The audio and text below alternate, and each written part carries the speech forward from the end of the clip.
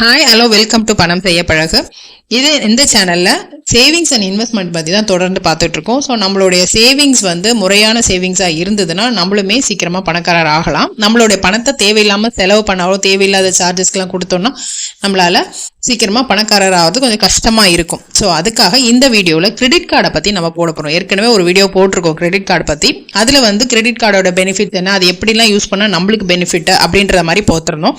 என்னென்ன type of ஃபீஸஸ்லாம் போடுறாங்க, collect பண்ணுறாங்க அப்படின்றத நம்ம பார்க்கலாம். ஃபர்ஸ்ட் ஜாயினிங் ஃபீ. இப்போ நம்ம கிரெடிட் கார்டு வாங்கணும்னு டிசைட் பண்ணிட்டு நம்ம கிரெடிட் கார்டு அக்செப்ட் பண்ணணும்னு வச்சுக்கோங்களேன். ஸோ அப்போ ஒரு ஜாயினிங் ஃபீன்னு ஒன்று போடுவாங்க. அது அந்த கிரெடிட் கார்டை நம்ம வாங்கும்போது மட்டும்தான் போடுவாங்க. ஸோ அது ஒன் டைம் தான், 250 rupees மினிமம். டிபெண்ட் பேங்க் இது வேரி ஆகும். ஸோ இது கிரெடிட் கார்டோடைய லைஃப் டைம்ல ஒரு டைம் தான் ஜாயினிங் ஃபீ. அடுத்தது ஆனுவல் ஃபீ.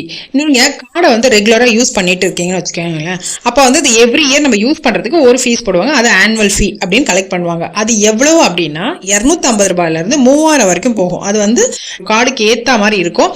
நீங்கள் எவ்வளோ வருஷம் யூஸ் பண்ணிட்டு இருக்கீங்களோ அத்தனை வருஷத்துக்கும் பே பண்ணுற மாதிரி இருக்கும். இது ஆனுவல் ஃபீன்னு பேர் இதுக்கு. அடுத்தது கேஷ் அட்வான்ஸ் ஃபீ அப்படின்னா போன வீடியோலயே நம்ம கிரெடிட் கார்டை யூஸ் பண்ணி ஏடிஎம்ல பணம் எடுத்தா அதுக்கு சார்ஜஸ் பே பண்ண வேண்டியது வரும் அப்படின்னு சொல்லியிருந்தோம். ஸோ நீங்க ஏடிஎம்ல எடுக்கக்கூடிய எல்லா பணத்துலயும் சார்ஜஸ் நம்ம தான் பே பண்ண வேண்டியிருக்கும். ஸோ அது எவ்வளவு அப்படின்னா டிபெண்ட் ரேட்டு. ஸோ மினிமம் 2%லேருந்து 3%, அப்படி இல்லைன்னா 500 rupees.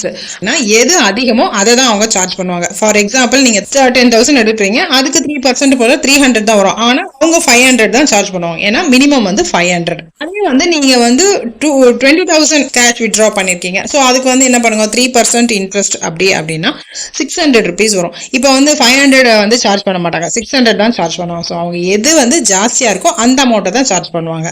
இது கேஷ் அண்ட் அட்வான்ஸ்க்கான ஃபீ. அது லேட் பேமெண்ட் ஃபீ. அதாவது நமக்கு ஒரு பில் ஜென்ரேட் பண்ணி தருவாங்க. அதாவது நம்ம கிரெடிட் கார்டை வாங்கி யூஸ் பண்ண ஆரம்பிச்சிட்டோம் அப்படின்னா ஒரு பில் ஜென்ரேட் பண்ணுவாங்க. ஸோ அதில் டியூ டேட் அப்படின்னு ஒன்று கொடுப்பாங்க. அந்த டியூ டேட்டில் மொத்தமாக நம்ம அமௌண்ட்டை செட்டில் பண்ணிடணும். அதுதான் புத்திசாலித்தனம். அப்படி பே பண்ணலை அப்படின்னா மினிமம் டியூவாவது கட்டிடணும்னு சொல்லுவாங்க. ஸோ நம்ம மினிமம் டியூ கட்டினாலும் சரி, மொத்தமாக கட்டாமல் இருந்தாலும் சரி, நம்மளுக்கு சார்ஜஸ் போட ஆரம்பிச்சிருவாங்க. இந்த லேட் ஃபீ ஒவ்வொரு பேங்க்குக்கும் டிஃபர் ஆகும். அது எப்படி அப்படின்னு பாத்தீங்கன்னா 300லேருந்து 1500 வரைக்கும் போகும் அந்த லேட் ஃபீ சார்ஜஸ். இப்போ நீங்க 500க்குள்ள அப்படின்னா லேட் ஃபீ சார்ஜஸ் இருக்காது. 500லேருந்து 1000 அப்படின்னா 300 ரூபாய் பே பண்ற மாதிரி இருக்கும். 1000லேருந்து 5000 அப்படின்னா 600 ரூபாய் பே பண்ற மாதிரி இருக்கும். இப்போ 5000லேருந்து 10,000 வரைக்கும் நான் லேட் ஃபீ பண்ணியிருக்கேன், 10,000 வரைக்கும் இருக்கு, நான் லேட் ஃபீ இன்னும் பண்ணலை அப்படின்னா 750 ரூபாய் லேட் ஃபீ பண்ணுவாங்க. அப்புறம் 10,000லேருந்து 25,000 அப்படின்னா 1000 வரைக்கும் பே பண்ணுவாங்க. இந்த மாதிரி ஃபிளாட் அமௌண்ட்டாக தான் அவங்க கலெக்ட் பண்ணுவாங்க. இது ஒவ்வொரு பேங்க்குக்குமே டிஃபர் ஆகும். அடுத்தது ஓவர் லிமிட் ஃபீஸ் அப்படின்றது ஒரு சார்ஜ் பண்ணுவாங்க. எப்படின்னா கார்டுக்கு என்ன லிமிட் இருக்கோ அதை நம்மளுக்கு சொல்லிடுவாங்க. ஸோ அந்த லிமிட்குள்ள நம்ம யூஸ் பண்ணோம்னா நம்மளுக்கு எந்த சார்ஜஸ்மே வராது. அது இல்லாமல் நம்ம அதுக்கு மேலே யூஸ் பண்ண ஆரம்பித்தோம் அப்படின்னா அந்த இதுக்கு சார்ஜ் போடுவாங்க. அதாவது இப்போ நம்ம கார்டோட லிமிட் 30,000 வச்சுக்குவோம் அப்படின்னா நம்ம அந்த 30,000க்குள்ளே பர்ச்சேஸ் பண்ணோன்னா நம்மளுக்கு ஒரு பிரச்சனையும் இல்லை, அதே மாதிரி பே பண்ணிடணும் திரும்ப. ஸோ அது இல்லாமல் நம்ம 30,000 லிமிட் இருந்து 40,000 வரைக்கும் நம்ம பர்ச்சேஸ் பண்ணிட்டோம், இல்லை வேற ஏதோ யூஸ் பண்ணியிருக்கோம் அப்படின்னா அந்த எக்ஸ்ட்ராக்கு நம்மளுக்கு சார்ஜஸ் பண்ணுவாங்க.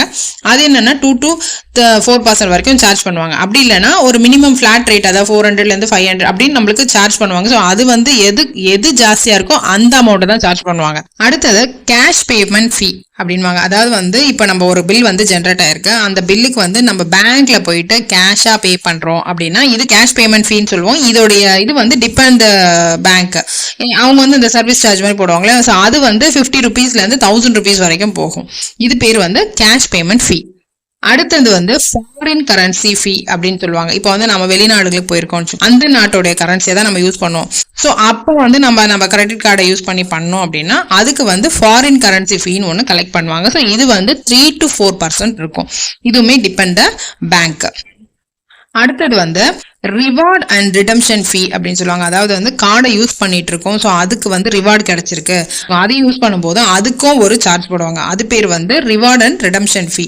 அது எவ்வளோ அப்படி இருக்கும்னா 100லேருந்து ஒரு 200 ரூபாய் 250 ரூபாய்க்குள்ள இருக்கும். ஸோ இதுவுமே வேரி ஆகும். அடுத்தது ஸ்டேட்மெண்ட் ரிட்ரைவல் ஃப்ரீ அப்படின்னு சொல்றாங்க. கிரெடிட் கார்டு யூஸ் பண்ணிட்டே இருக்கோம், ஸ்டேட்மெண்ட் கேட்கும்போது ஒரு 6 month கேட்குறோம், இல்லை ஒரு 1 yearக்கு ஸ்டேட்மெண்ட்லாம் கேட்குறோம்னு வச்சுக்கோங்களேன். அந்த ஸ்டேட்மெண்ட்டுக்குமே ஒரு சார்ஜ் இருக்கு. அது ஸ்டேட்மெண்ட் சார்ஜஸ். இது எப்படின்னா இதுவும் 100லேருந்து ஒரு 200 to 300 வரைக்கும் போகும். இதுவுமே டிபெண்ட் பேங்க் தான்.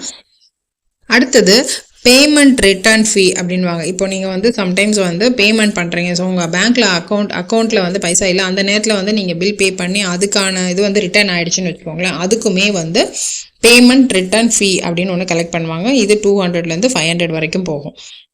அடுத்தது பேங்க் டிரான்ஸ்ஃபர் சார்ஜஸ், அதாவது பேங்க் டிரான்ஸ்ஃபர் ஃபீன்னு ஒன்று போடுவாங்க. அதாவது நம்ம கார்டை யூஸ் பண்ணி நம்ம வந்து அமௌண்ட்டை வந்து டிரான்ஸ்ஃபர் பண்ணுறோம் அப்படின்னா அதுக்குமே வந்து ஒரு சார்ஜ் பண்ணுவாங்க. அது பேர் வந்து பேங்க் டிரான்ஸ்ஃபர் ஃபீஸ். அது வந்து 1 to 2% நம்மளுக்கு போடுவாங்க. அடுத்தது ஃபியூவல் சர்சார்ஜ்னு போடுவாங்க. இப்போ வந்து நம்ம கார்டை யூஸ் பண்ணி பெட்ரோல் டீசல் அப்படிலாம் போடுறோம்னு வச்சுக்கோங்களேன். அதுக்குமே நம்மளுக்கு பர்சன்டேஜ் வைஸ் நம்மளுக்கு சார்ஜ் பண்ணுவாங்க. அது வந்து எப்படின்னா 1 to 2.5% வரைக்கும் இருக்கும். அடுத்தது பார்த்தீங்கன்னா ரயில்வே டிக்கெட் சார்ஜஸ். இப்போ வந்து ரயில்வேலையும் நம்ம வந்து கார்டு யூஸ் பண்ணி நம்ம டிக்கெட் புக் பண்ணுறோம் அப்படின்னா 1 to 3% வந்து 1லேருந்து 3% வரைக்கும் நம்மளுக்கு சார்ஜ் பண்ணுவாங்க. அப்புறம் வந்து அதாவது அவுட் ஸ்டேஷன் சார்ஜஸ் ஃபீ அப்படின்னா பில் பே பண்ணும்போது அவுட் ஸ்டேஷன் சார்ஜஸ் இருந்ததுன்னா அதுலேயுமே வந்து 1 to 2% நம்மளுக்கு சார்ஜ் பண்ணுவாங்க. அப்புறம் வந்து ரீஇஷ்யூ கார்டுன்னு ஒன்று கொடுப்பாங்க. இப்போ வந்து நம்ம கார்டை மிஸ் பண்ணிட்டோம், இல்லை எங்கேயோ திருடு போயிடுச்சு, இல்லை உடஞ்சிருச்சு அப்படின்ற மாதிரி ஒரு சர்க்கம்ஸ்டன்ஸ் கிடச்சிது அப்படி வந்ததுன்னா, ஸோ அந்த நேரத்தில் நம்ம வந்து கிரெடிட் கார்டுக்கு திரும்ப அப்ளை பண்ணுறோம் அப்படின்னா ரீஇஷ்யூ கார்டு அப்படின்னு சொல்லி அந்த ரீஇஷ்யூக்குமே ஒரு சார்ஜ் போடுவாங்க. அடுத்தது கிரெடிட் லிமிட் இன்க்ரீசிங் ஃபீ அப்படின்வாங்க. இப்போ வந்து நம்மளுக்கு ஒரு கார்டு கொடுத்துருக்காங்க. இப்போ நம்ம கிரெடிட் கார்டை யூஸ் பண்ணுறோம், நம்மளுக்கு ஒரு கார்டு கொடுத்துருக்காங்க.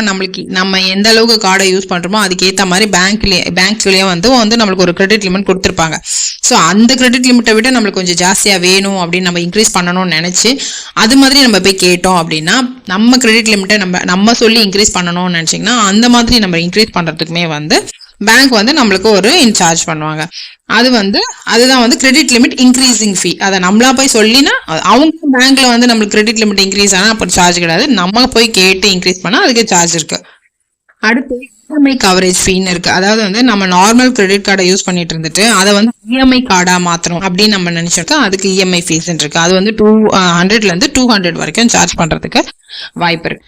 அடுத்து ஜிஎஸ்டி, குட்ஸ் சர்வீஸ் சார்ஜஸ் அப்படின்னு நிறைய சார்ஜஸ் இருக்கு. இப்போ நம்ம வந்து கிரெடிட் கார்டை வந்து ஒன்ஸ் ஒரு கிரெடிட் கார்டு தானே வாங்கி யூஸ் பண்றோம் அப்படின்னு நினைக்கிறோம். ஆனா அதை வந்து நம்ம அந்த கிரெடிட் கார்டை எப்படி யூஸ் பண்றது, அதுக்கான லிமிட்ஸ் என்ன, ஸோ நம்ம அந்த லிமிட்டுக்கு மேலே போகாம கரெக்டாக நம்ம யூஸ் பண்ணோம்னா நம்மளுக்கு எந்த சார்ஜஸும் கிடையாது. அது தெரியாம கிரெடிட் கார்டு இருக்குன்ற மாதிரி சகட்டு மேனிக்கு நம்ம யூஸ் பண்ணோம்னா இந்த மாதிரி சார்ஜஸ்லாம் வரும். ஸோ இந்த மாதிரி சார்ஜஸ்லாம் வருதுன்னு தெரிஞ்சதாவே அட்லீஸ்ட் கிரெடிட் கார்டோடைய லிமிட்டை நம்ம கரெக்டாக யூஸ் பண்ணுவோம். ஸோ அந்த மாதிரி யூஸ் பண்ணும்போது நம்மளுக்குமே வந்து பணம் வந்து கொஞ்சம் சேவ் ஆகும். ஸோ இது வந்து கிரெடிட் கார்டு இன்னும் நிறைய கிரெடிட் அது சார்ஜஸ் இருக்கு. ஸோ இது மேக்ஸிமம் வந்து கிரெடிட் கார்டை நம்ம தெரிஞ்சு யூஸ் பண்ணணும் அப்படின்னா நம்மளுக்கு எந்த வித ப்ராப்ளமும் கிடையாதுன்னு சொல்றதுக்காக தான் இந்த பதிவு போட்டிருக்கோம். இந்த பதிவு உங்களுக்கு பிடிச்சிருக்கு அப்படின்னா லைக் பண்ணுங்க, ஷேர் பண்ணுங்க, உங்க ஃப்ரெண்ட்ஸுங்களுக்கு இதை ஷேர் பண்ணிட்டு கமெண்ட் பண்ணுங்க. முக்கியமா சப்ஸ்கிரைப் பண்ணிட்டு தொடர்ந்து வாங்க, பணம் செய்ய பழகலாம். தேங்க்யூ ஃபார் வாட்சிங்.